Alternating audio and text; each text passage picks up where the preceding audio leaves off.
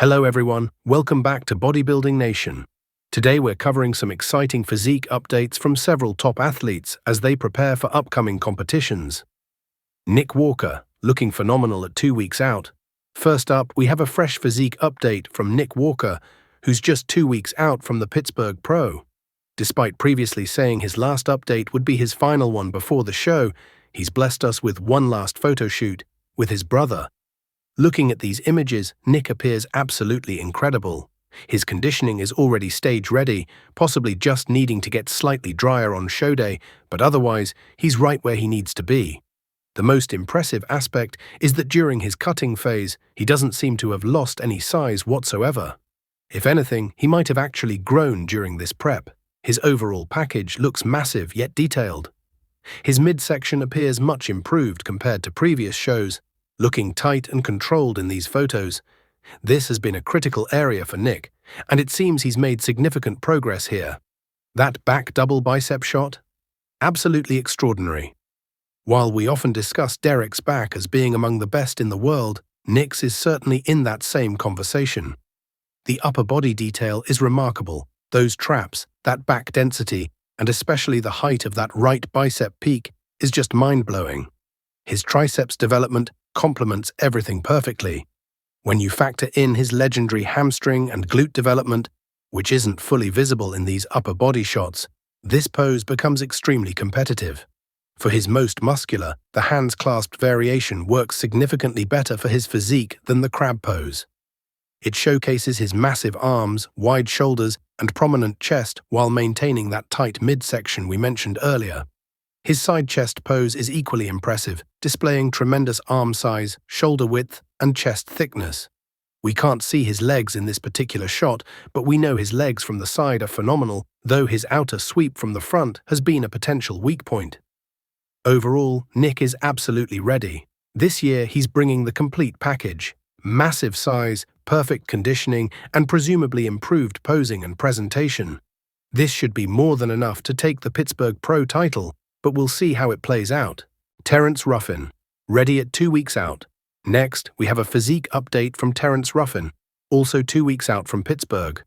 This video was taken in the same posing room where he's recorded several updates, under lighting that accentuates his classic lines while making his joints appear even smaller. Conditioning-wise, Terrence is completely ready. He could step on stage tomorrow and be competitive at any show. His body fat percentage is exactly where it needs to be. At this point, he can focus on refreshing his physique, working on fullness, and perfecting his peak week strategy. This particular lighting makes his legs appear somewhat slimmer than they actually are. In his recent training footage with Hindram, his size was much more apparent. The lighting here emphasizes his classic shape, small joints, narrow waist, but doesn't showcase his full size. It does appear he's possibly sacrificed some mass during this prep compared to his off-season look, where he resembled more of a 212 competitor than a classic physique athlete. It's worth noting he's likely flat in these videos, pushing for condition. Once carved up, his appearance will transform significantly. As for Pittsburgh, who presents a real challenge to him? Jose Manuel probably can't match him, and if Logan Franklin competes, there are rumors he might, it could be interesting. Logan's size is more comparable to Terrence's than to Mike's, so that matchup would be more competitive. Nevertheless, Terrence's conditioning is spot on, and despite being somewhat depleted, you can still observe progress in his arms, chest, and back development. The legs are harder to assess until we see him fully carved up, but conditioning-wise, he's in excellent shape and remains the favorite to win Pittsburgh. Larry Wheels versus Wesley Vissers posing session.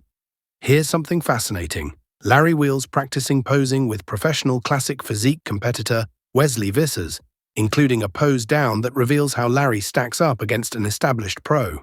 Size-wise, these athletes are surprisingly similar.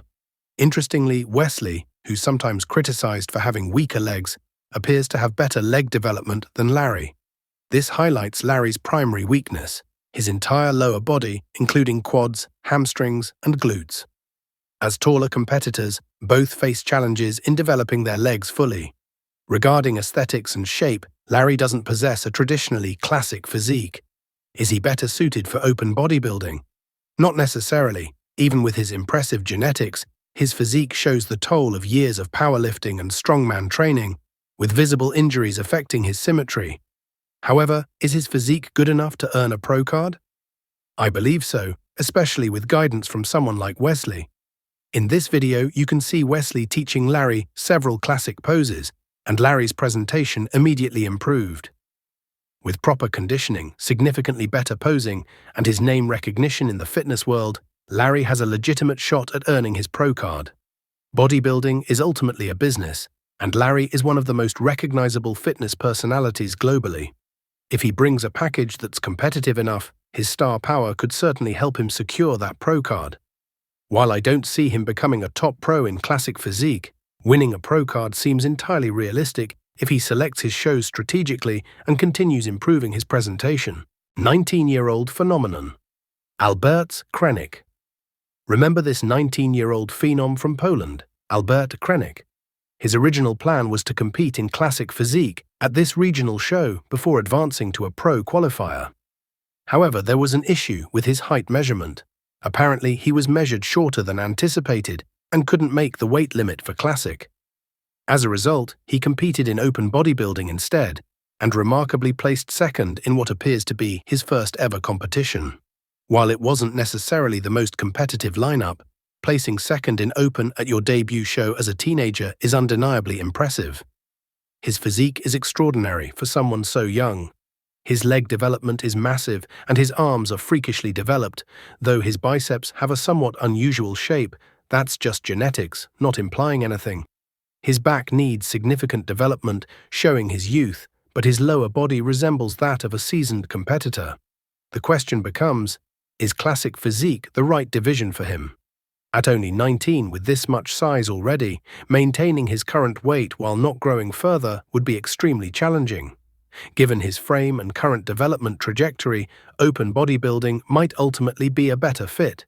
His physique, while impressive, doesn't have traditionally classic lines.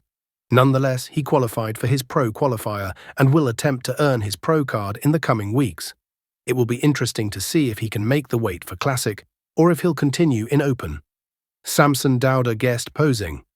Finally, we have guest posing footage from Samson Dauda. As you might know, he reportedly took 8 weeks completely off after the Arnold Classic, only recently resuming his protocol. However, judging by this guest posing appearance, you wouldn't think he had taken much time off at all. His condition here is remarkably good for guest posing. Tight, hard, and not dramatically different from his Arnold Classic shape where he placed second. He may have lost some fullness and pop, which is expected after 8 weeks off, but his conditioning has held up surprisingly well. At this point, Samson's Mr. Olympia prep has likely begun. He has time to address certain areas, particularly his lats, which need additional size, especially evident in his front lat spread. Overall, he doesn't need to get substantially bigger. The size he displayed at last year's Olympia and this year's Arnold should be sufficient. Currently, he appears smaller than his competition shape, but once he regains his fullness and size, the focus should be entirely on conditioning. To win the title, he'll need to match or exceed the conditioning he brought last year, which was already impressive. That's all for today's updates. What do you think about these physique updates? Let me know your thoughts in the comments below. If you enjoyed this content, please hit that like button and subscribe to Bodybuilding Nation for more updates. Thanks for watching.